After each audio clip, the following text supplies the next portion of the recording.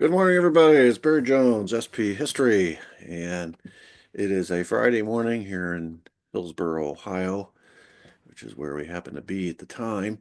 And it is a rainy, coldy, gray, typical Ohio spring day. Dreary with a capital D. I spent a lot of time in my growing up years in Ohio, my college years, and this is what I remember about the state of Ohio. So, I'm inside with you guys today, and this is part 4 of Miami tour, the virtual tour that we've been on. Hit some highlight sites today, some sites that you can't leave Miami without discussing. But before I begin, just a quick reminder, May 13th is the day. We'll be in New Orleans. Any of you interested in joining us for a walking tour of all the Lee Harvey Oswald Summer of 63 sites? Meet us there. And I will include a link, like I always do, to the Eventbrite ticket um, site online where you can go and read all the details about it. And I hope to see many of you there. It's one thing to read about these locations, it's another thing to listen to me ramble on online in a video about these locations and even show you pictures. I did the best I could to show you pictures and live shots.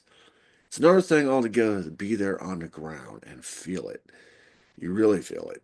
And and then in November we're going to do another one in Dallas, and boy, you get to Dealey Plaza, and you really feel it. It's spooky. So hope to see as many of you there as can make it, and feel free to shoot me any questions you might have, and that's that. Um, all right. Since this is part 4, if you've been following this series, you know that I've been starting off with source material just to show you, because remember, this was a little bit different, this tour, from the walking tours in New Orleans and Dallas, where I could get on the ground and go to all these locations, pretty much all of them, and stand there and have my wife video, or I would video it myself, and then talk about what was significant about each location. Can't do that in Miami, not to the same extent. Not, everything's classified, hidden behind fences and walls, or it's out in the ocean somewhere, or it's in the middle of the Everglades, and you just can't get to these places.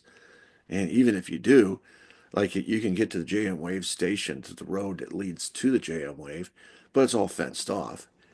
And if you go next door to the zoo, you can look over the tree line and see the remnants of JM Wave, the high points, the air, the antenna station, and the remnants of the blimp hangars and stuff like that. But the main building, you just can't get next to it. And so I had to do the next best thing, which is to comb for source material and try to find somebody who did or who has gotten access to these locations. And one of these was this author, Jim Kelly, who wrote this article back in 97 for the Miami New Times.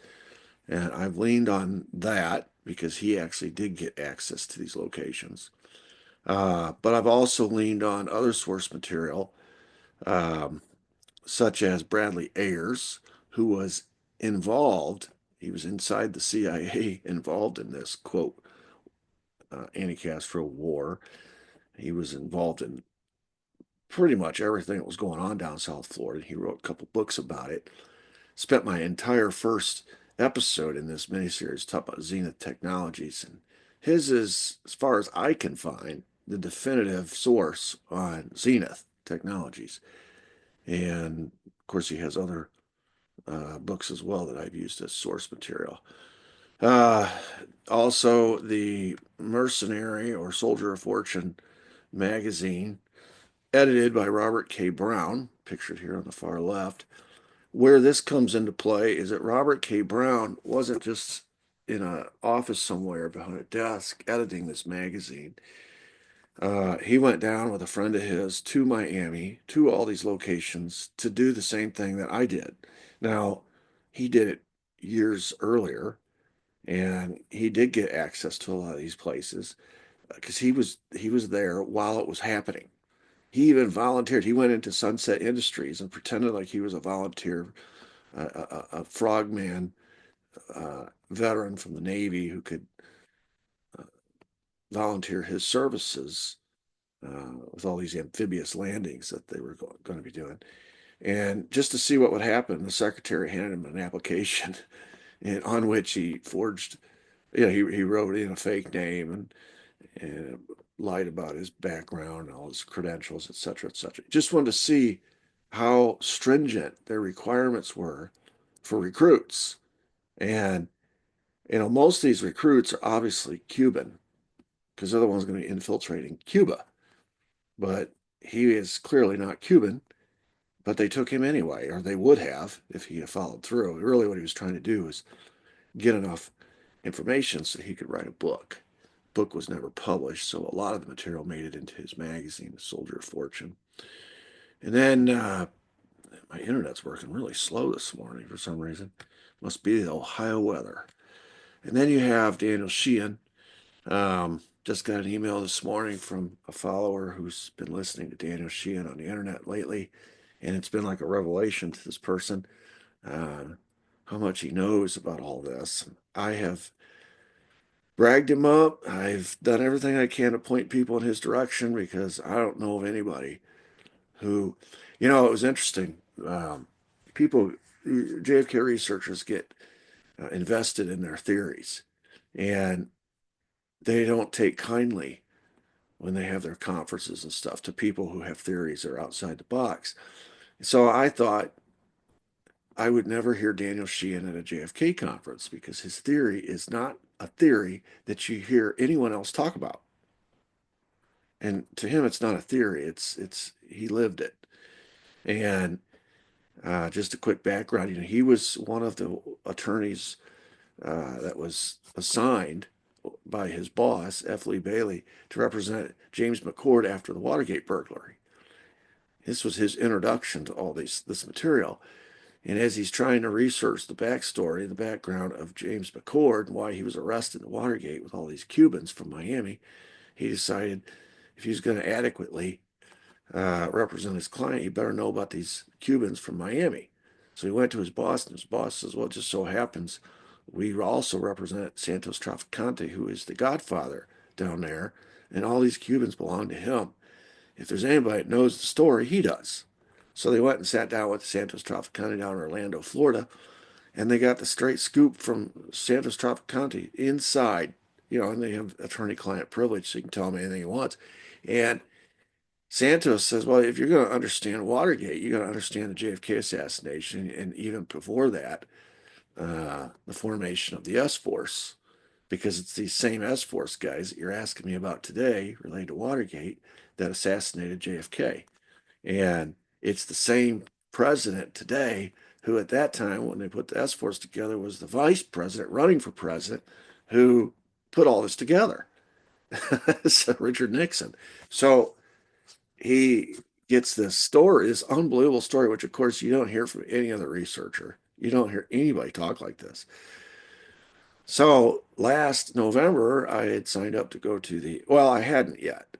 We were going to spend the month of November in Dallas, and I was not going to go to the conference because everyone that was speaking is pretty much the same old I've heard forever and ever. And then all of a sudden, I got a notification on my phone that Daniel Sheehan, had been invited to the conference, and he was going to be a speaker on the final day.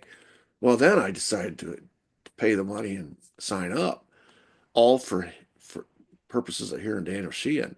I was amazed that they invited him. So it shows that more and more researchers are hearing Sheehan and realizing as the evidence comes out, drip, drip, drip, these documents and stuff, that he is closer to the truth than they've been all along. And that to understand JFK assassination, you have to understand Watergate. To understand Watergate, you have to understand JFK assassination. They're connected. He's the guy, he's sort of the guru of drawing that line of connectivity between the two. Others have followed suit after. He's the first I heard discuss it. Anyway, just a personal story. I got there and I'm listening to a speaker. I think it was on a Saturday. It was Saturday. Yeah, I heard the first speaker and I heard the second speaker. And Daniel Sheehan was sitting right up front taking copious notes. You know, this guy's an attorney. That's what he does. He's got this big yellow legal pad. And at a break, he went outside, out into the courtyard area, into the, and I decided to follow him just on a whim. And I was hoping to, I'd already introduced myself to him. I was hoping to speak to him. But I went out there and there was already like 4 or 5 people huddled around him speaking to him. So I just went and stood next to the group and listened in. And we stood there for the next 3 hours as Daniel Sheehan answered all the questions of these people who had never heard him before, but had been advised that he was going to speak the following day, and they had looked him up and they had found out some of the information. So they wanted some clarification. And I got to sit at the master's feet, so to speak, for 3 hours. And it was interesting. I know his material so well that there were several times in the course of that 3 hours that he'd forgotten a name or a date or an event, and he was searching his mind trying to remember it. And I knew what he was talking about, so I would drop a hint. I'd say it's this, it's that. By the time we got done, uh, he realized that I was kind of one of his fans and that I knew the material as well, not as well as he does, obviously, but I knew it, was familiar with it. And so he began to uh, discuss things with me that were beyond what these folks were interested in or asking about. And consequently, when it came lunchtime, he invited me to go to lunch with him. And several of us went to lunch at the bottom of the hotel there.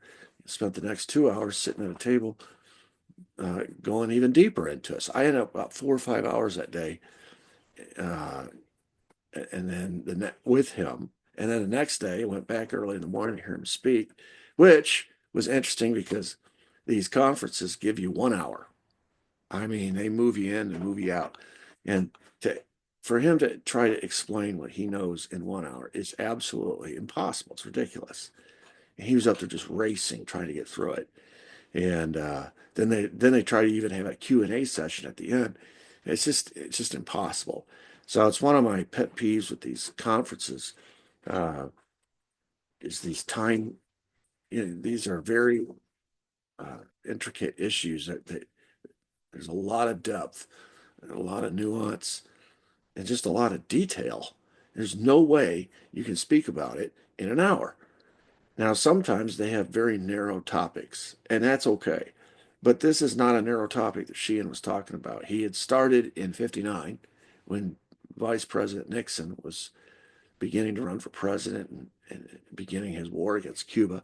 And he was going all the way to 74 in Watergate. That's impossible. It's impossible. So it's my pet peeve with these conferences. If you're going to invite somebody like Daniel Sheehan, give him the day or the morning to go in depth into what he's speaking about, and trust the audience that uh, they'll hang in there. You can get up and leave for breaks and come back, whatever. But I think sometimes these conferences are in such a hurry to get as many people crammed in as possible. You get this 60,000 foot view of everything. It's very skimmed over, very surfacey. And this topic deserves an in-depth examination, not the skimmed over surface version. So I would encourage you to go to his website, and he has a class. You can see it here. I've pulled it up on the website. It's the JFK assassination. And there's a drop-down menu, and you can choose any of these classes. They're free. They're available online. He's actually he's one of the few professors in the United States that actually has his own course on the JFK assassination. He was the first. There's others now, but he's one of the few. And, um, and anyway, the guy is so well rounded as far as his knowledge of history. I don't agree with his politics at all, but again, that doesn't even matter here. What matters is what happened. And when he delves into the political, I sort of, it's like my wife always tells me, uh, eat the meat, throw out the bones.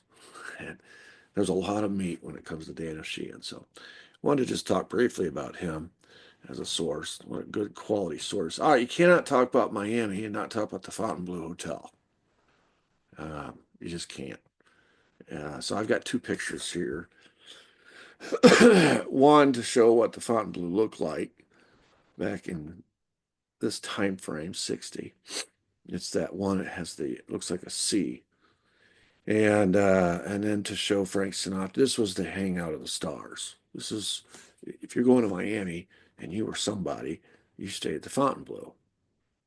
The Collins Avenue, which runs along the uh, peninsula there, it's basically the waterfront of Miami, um, is home to, not just the Fontainebleau, but a bunch of other very high-end hotels, including, I think, three different Trump towers that are on there right there down in Miami.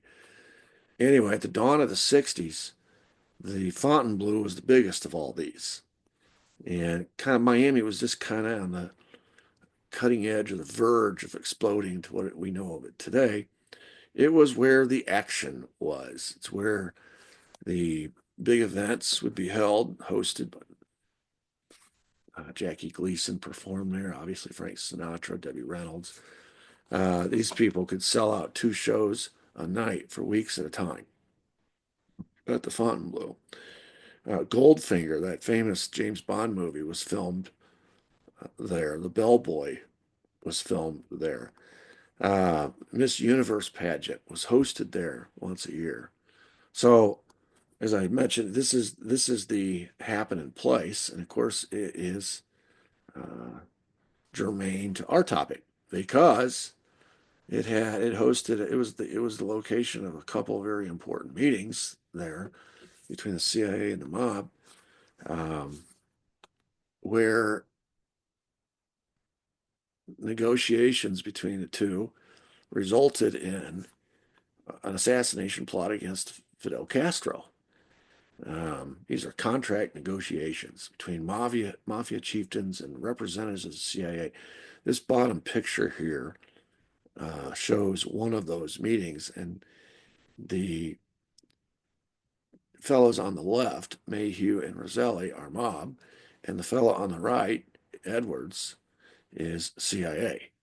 And behind the camera, you can't see, this is the meeting with Santos Trafficante, Sam Giancana, um, and then these folks, and this was the formation of the S Force. This was when they decided. Uh, remember the story. Santos Trafficante was approached. We need your Cuban people to put all these gunmen who work for you that have been working for Operation Mongoose. We need some of them to form this special assassination team. This was all initiated by Nixon. Santos wasn't convinced that this was coming from Nixon, whom he thought would be the future president of the United States. So he said, "You got to send me somebody to convince me that this is coming straight from Nixon. I'm not going to be hung out to dry on this." So that was the first meeting. The second meeting was when Edwards appeared. He was the director of security for the CIA. That was Nixon's guy. So once Edwards made an appearance at the meeting, it convinced Santos that this was indeed coming from Nixon. He went ahead and put the S Force together. It's called the S Force, named after Santos. So those are the two meetings. Then there was another meeting where uh, the mob folks were given poison pills and $10,000 cash. It was actually handed over to Johnny Roselli. William Harvey sent his emissary to this meeting to make this drop, and they were going to smuggle in these poison pills to kill Castro, and that was the cash. So this is not a meeting. These are not meetings that are talked about only. They're on documents. Okay, we know about these meetings. We know they took place because they're documented, and we know about the partnership between the CIA and the mob, and of course, the mob brought the Cubans into it because it's documented, right? And all of these negotiations between these parties took place at this location, Fontainebleau Hilton Hotel. And in the 70s, when Frank Church had his select committee and was investigating the CIA, um, that's when we found out about these meetings. If you remember, James Schlesinger was one of the CIA directors during this period of time. There was another one, I can't remember his name. They turned over what was called the family jewels, all the documents. One of the few times the CIA has ever cooperated to any degree with a government investigation of the CIA. In this case, they turned over all the family jewels, and so the Frank Church Committee had access to internal CIA documents to prove all this. And so this was a this was a prime location where these meetings would be held. The hotel was very big on secrecy. It was very big on handling things with discretion, so they could meet and not worry about, um, any interference or espionage, surveillance, et cetera, et cetera. Witnesses whose testimony was in the documents said that these meetings all led to later operations aimed at killing Castro. First with poison.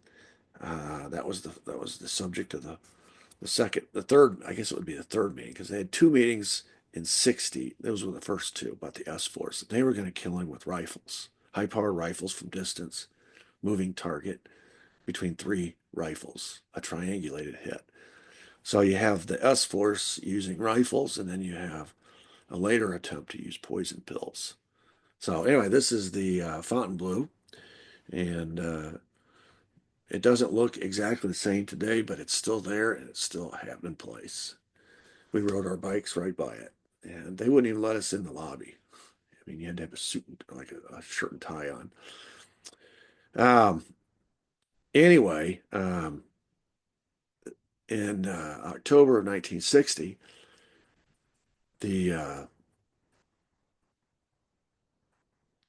Johnny Roselli and Bob Mayhew, and of course Bob Mayhew, if you remember the story, was Howard Hughes' attorney. So when Richard Nixon went to Howard Hughes with this idea for an assassination team, Hughes handed it off to his trusted attorney, Mayhew, to handle all the details.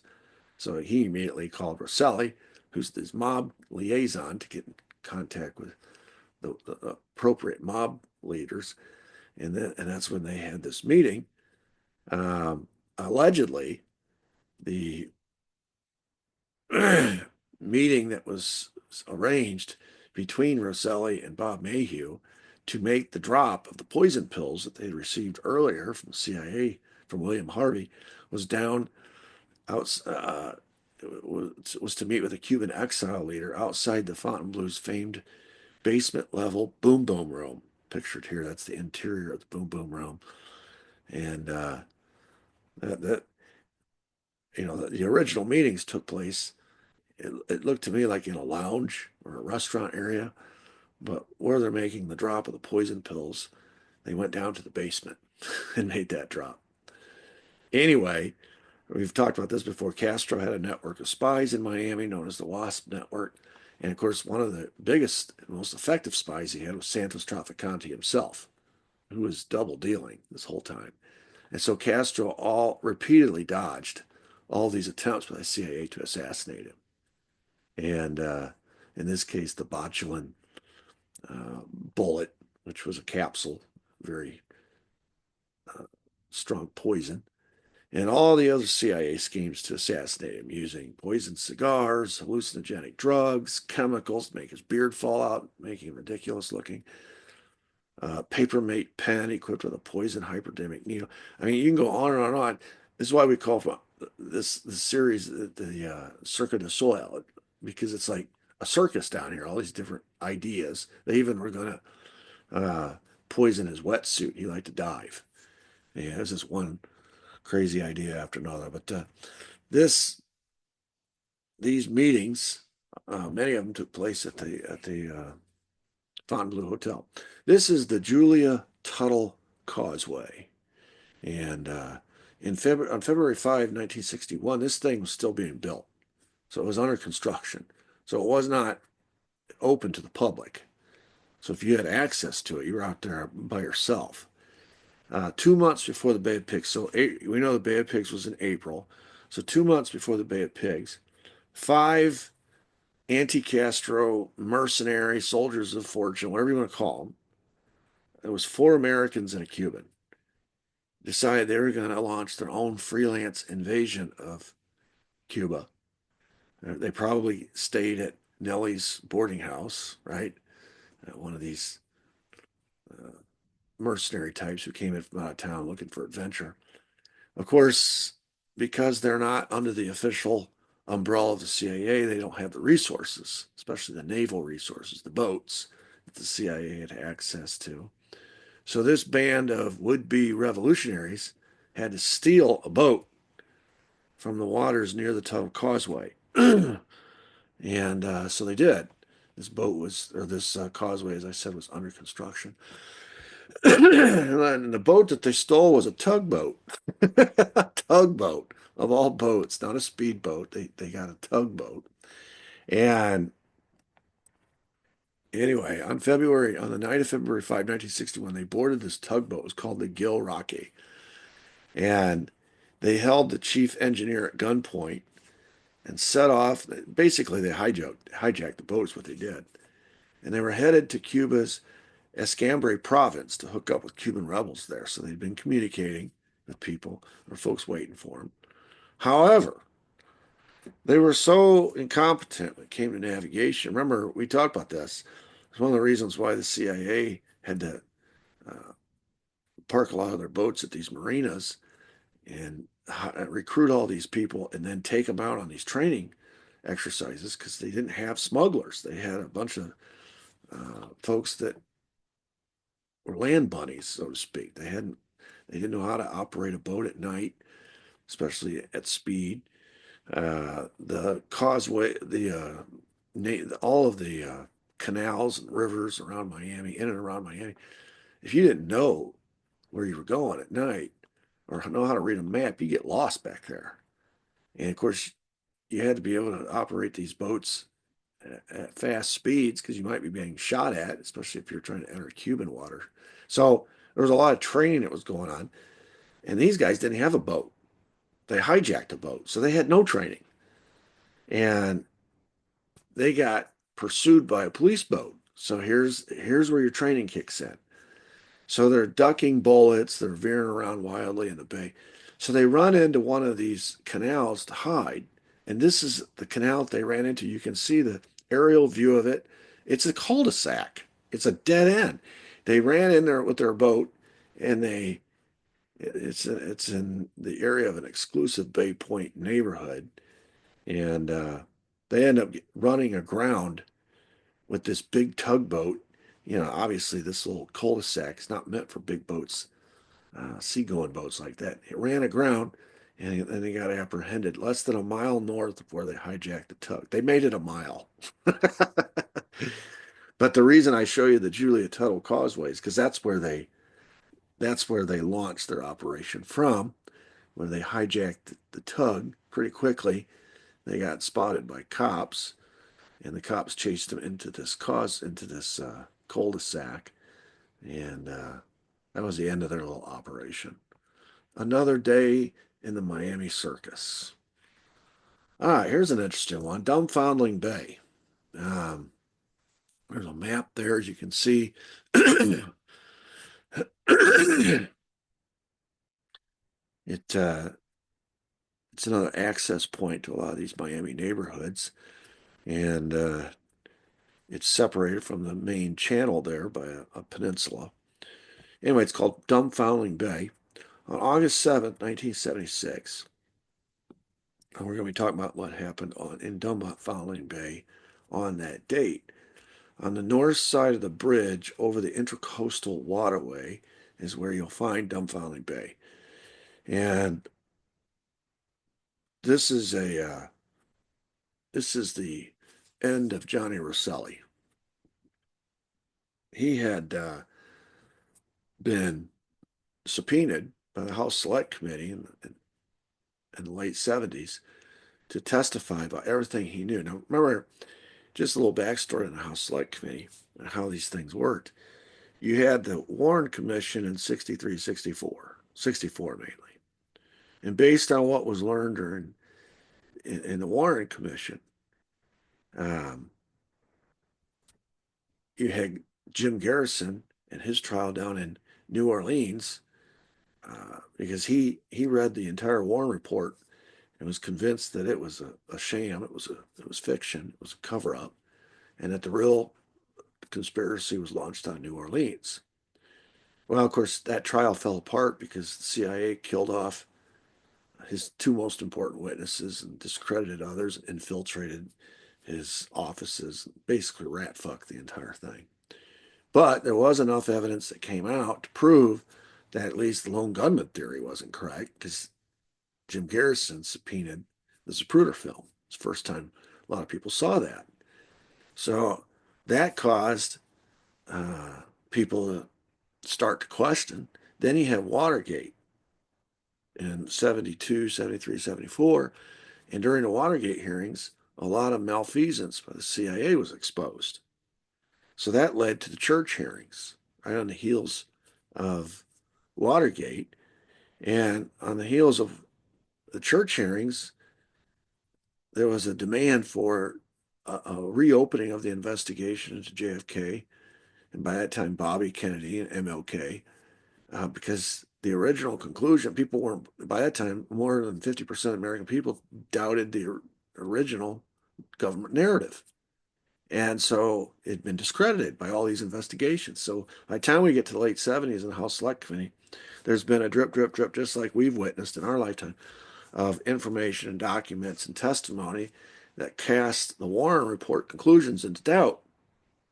And so House Select Committee started off with a lot of promise, a lot of potential to get to the bottom of this. And of course, then the CIA got inside and rat fucked it, just like it did the Clay Shaw trial. That's another story.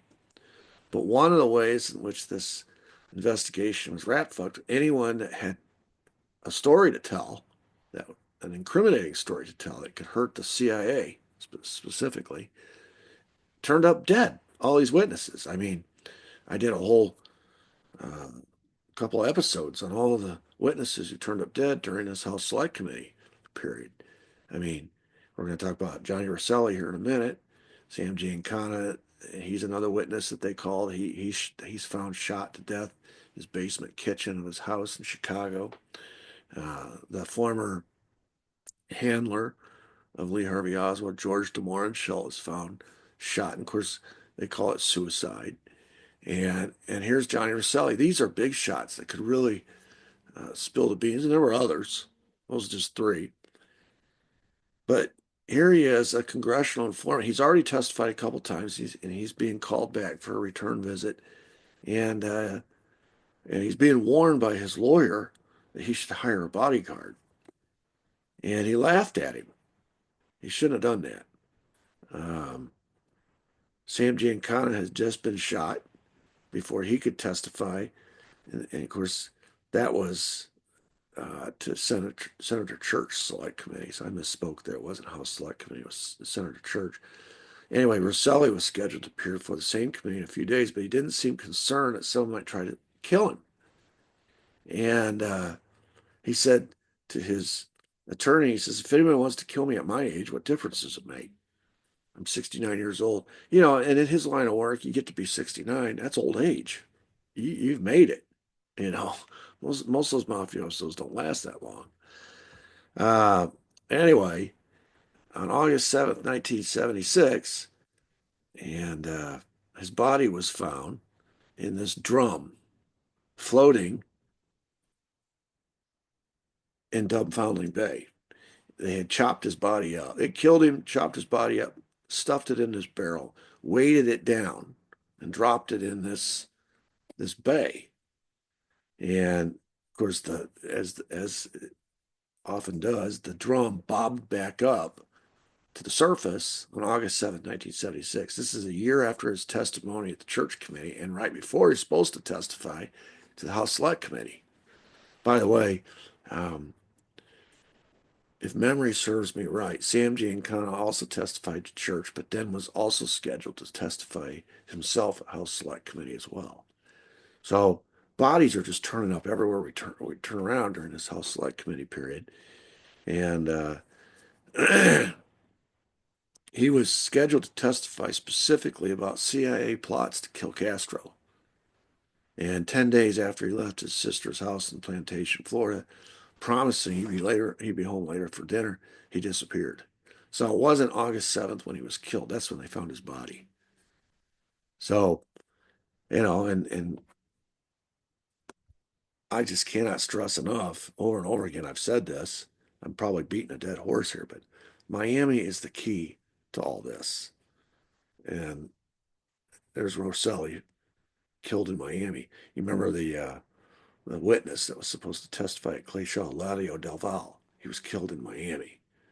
And George DeMorenshall was the other one I mentioned earlier, was supposed to testify House Select Committee, killed in Miami. You know, that's the epicenter of all these plots because it started with a plot to kill Castro.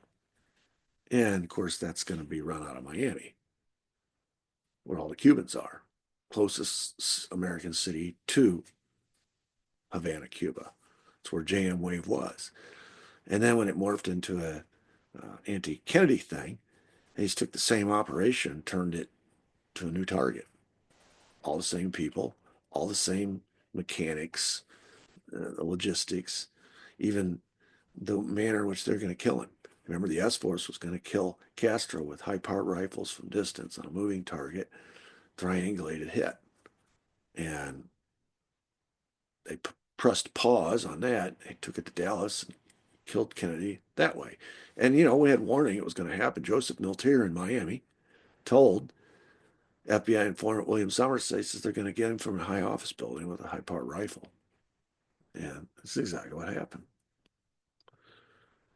All right, how about the Opa-locka Airport? The Opa-locka Airport is a repurposed naval air base, sort of like JM Wave was a repurposed naval air base.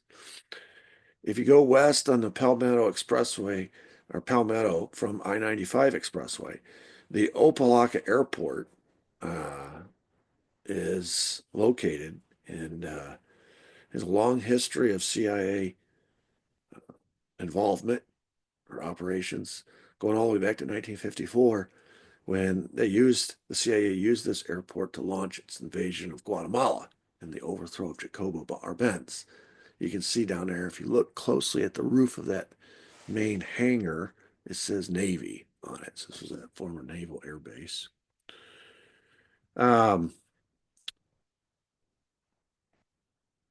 This base sort of went into a period of inactivity after Guatemalan operation, and then in the run-up to the Bay of Pigs, it got repurposed as a CIA air base. And Opa-locka served as the point of departure for Brigade 2506. All the recruits bound for the agency's secret training base in Guatemala. Remember, once we overthrew Arbenz, Guatemala essentially became a puppet regime, the United States. So the agency set up a training base in Guatemala. They would fly the recruits from Opa-locka down to Guatemala. And a lot of these recruits would arrive at night in these canvas-colored trucks. The airport itself was blacked out, so all lights were turned off. And the windows were painted over. So no one, if they were captured, could point back to Opa-locka as where they were loaded up in these planes and shipped off to Guatemala. So this is a pretty active location. And you can see, if you look in that top picture, you can see where Opa-locka is today. And if you look in the background, you can see the city of Miami. So it's in the outskirts of Miami. Just like everything else, it's just like JM Wave was on the outskirts of Miami, just like the Everglades bases and Swan Island and No Name Key, all on the outskirts of Miami. Even this is a the newer picture, obviously, is how it looks today. Even though they took these elaborate security precautions, word of what was going on at Opa-locka got out. There weren't a suburban, it wasn't a suburban area, and there were neighbors. They knew something was up because the airport was dark, but planes were taking off. And that is going to arouse suspicion at some point.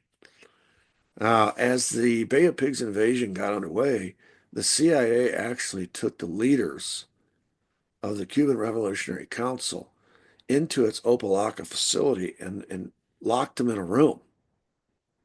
And they were issued uniforms and told to be ready for a sudden departure. They were put in uniforms. They were going to be flown to an airstrip near the Bay of Pigs landing area, and their job was to declare a provisional government. This is what we've talked about earlier, where E. Howard Hunt is talking with Manuel Artime and Tony Verona, and he's representing the CIA, and he's talking to these high-ranking Cuban exile leaders, and he's saying, "Okay, this is what we're going to do. We're going to fly you in, and you are going to, once we establish a beachhead, Bay of Pigs, we're going to fly you in, and you are going to declare, it can't be us. It looked like an invasion by the United States. It can't be white people. So you're going to announce to the world that you are establishing a provisional government, and then you're going to request help and recognition, and we'll be the first country to recognize you, and we'll be the first country to offer our help. And that'll conclude the overthrow of Castro. That'll give us a pretext to come in because you asked us to." That was the plan. And of course, Bay of Pigs didn't go the way they planned. Instead, these guys ended up in that small room for 3 days. And there's a catastrophe happening on the beaches. I'm sure they figured it out. But for 3 days, they weren't they weren't told anything about what was going on. Uh, and it took a while for them to learn that the revolution that they were in charge of or leading and were going to be dropped in by the CIA afterwards had completely dissolved into a disaster. But this is where we were going to launch from Opa-locka. This is where we were going to launch the new government of Cuba. And of course, it's in the suburban area, and there's a lot of suspicion about what was going on at that Opa-locka Airport. All right, I wanted to conclude this virtual tour by talking about Meyer Lansky a little bit because we've discussed the financing and how much money the CIA brought into the city of Miami for the purposes of this anti-Castro cabal, this operation, this base down JM Wave and all the other bases. But the mafia was bringing in a bunch of money as well. And if you're talking about mafia money in this era, this time frame, you got to talk about Meyer Lansky. He was nicknamed, quote, the mob's accountant. He couldn't become a made man in the Italian mafia, so to speak, because he was a Jew. But he was really good with numbers, really good with money. And so he became pretty much as important as a made man in as much as he's the one that handled everybody's money.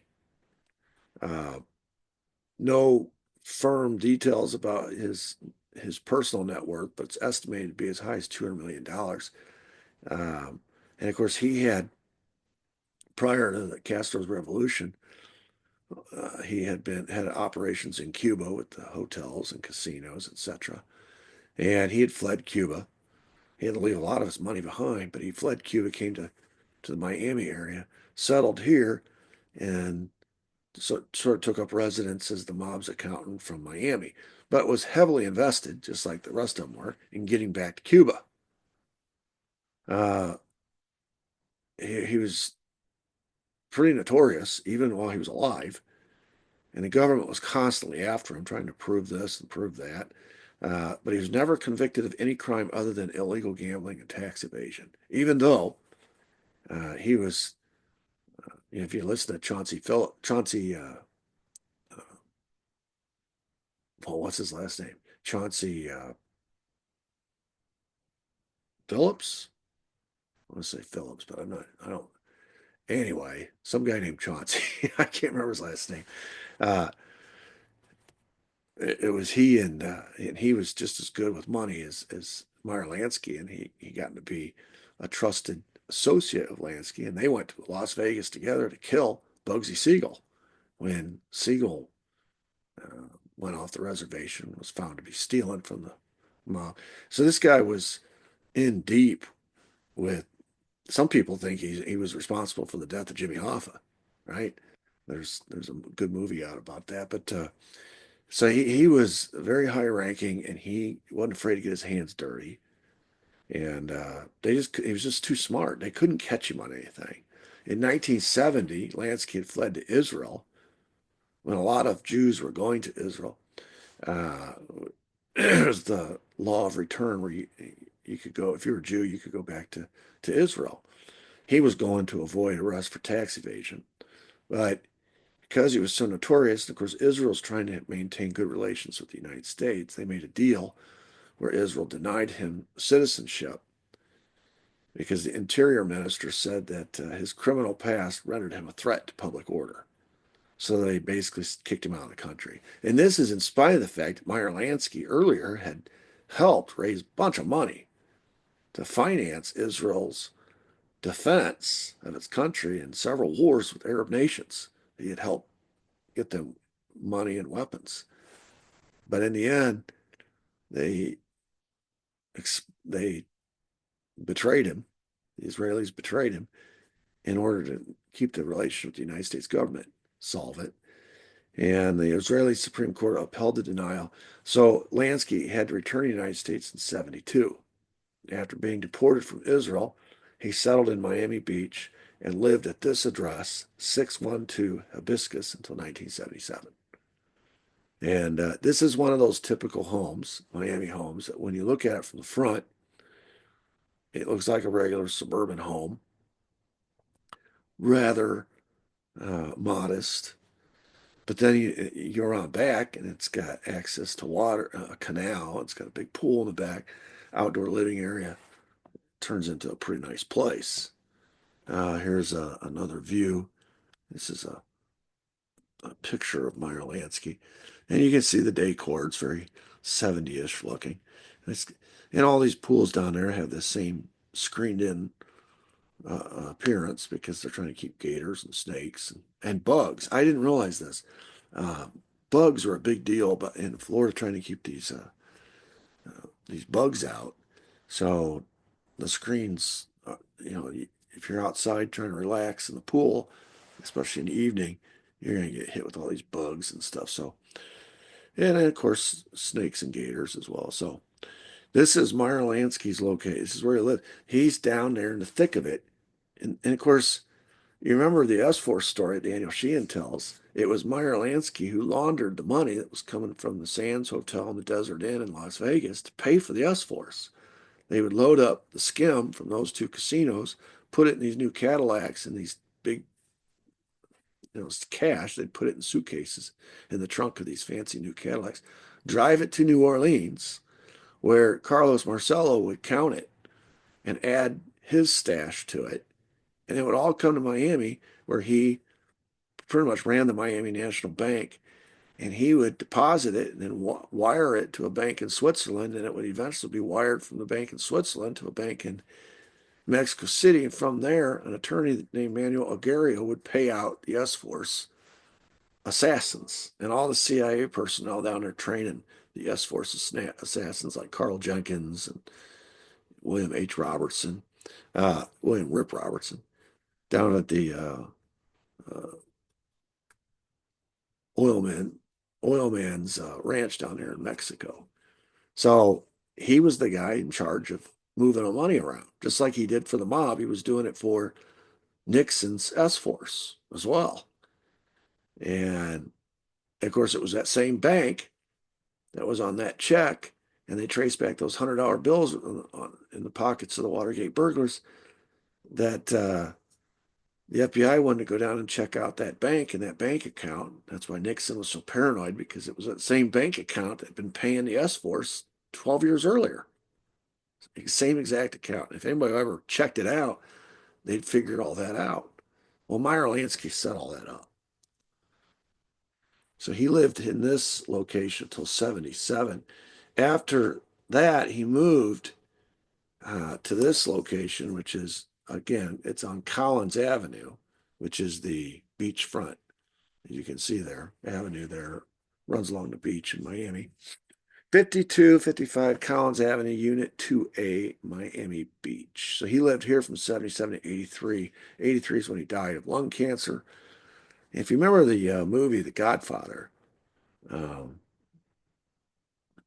he's played in the, or his character is Hyman Roth in that movie. And every time he meets with Michael, he's dying of this or dying of that. And he's been dying for years. But Michael, in all of his efforts, of course, Michael's daddy's supposed to represent Frank Costello in New York, and Michael's his son. And so he represents essentially the New York family that eventually ends up in Las Vegas. But in order for him to expand his empire, he has to deal with Hyman Roth, who is the movie version of Meyer Lansky. And you see in that movie how uh, how much double dealing takes place. And Lansky's always, while he's pretending to make a deal with Michael Corleone, he sends an assassin after him to kill him. And of course, Michael finally figures it out. And he's just ruthless, Meyer Lansky.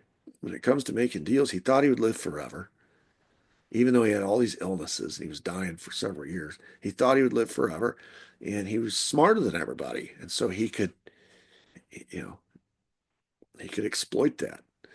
But he lived in Miami, and why not? That's the heart of it all. Of course, if you go down to Miami, even to this day, there's a very large Jewish population still to this day in Miami. My wife and I like to ride our bikes along the beach there, and there's a bike path. I mean, it's almost right on the beach. And it's funny, you'll see these Jews, and they're all dressed. You can tell right away what they are. The men have they're all wearing the skull caps, and they have the beards, and they're fully clothed.